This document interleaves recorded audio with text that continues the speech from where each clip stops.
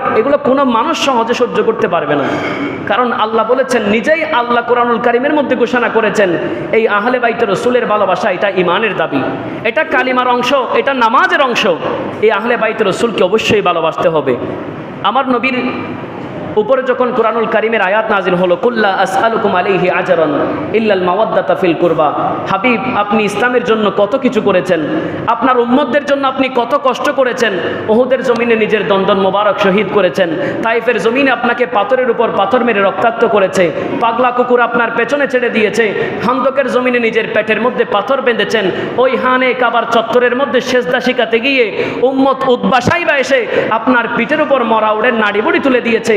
আপনি এত কষ্ট সহ্য করেছেন, উম্মতের কাছ থেকে কোনো প্রতিদান চান নাই, একটা প্রতিদান আপনি চেয়ে নেন, ইয়া রব্বুল আলামিন আমি কি প্রতিদান তাদের কাছ থেকে চাইবো? আমার আল্লাহ বলছেন ইল্লাল মাওয়াদ্দাতা ফিল কুরবা, আপনি নবীর আহলে বাইত রাসূলের ভালোবাসাকে প্রতিদান হিসেবে উম্মতের কাছ থেকে চান। সেজন্য আল্লাহ বলেছেন বলে আমার রাসূল বলছে, এত কষ্ট করার পরেও কোনো প্রতিদানের প্রয়োজন নাই, কোনো সম্পদের প্রয়োজন নাই, কোনো মালের প্রয়োজন নাই, একটা মাত্র প্রতিদান তোমাদের কাছ থেকে চাই, সেই প্রতিদানের নাম হচ্ছে আমার আহলে বাইত রাসূলের ভালোবাসা।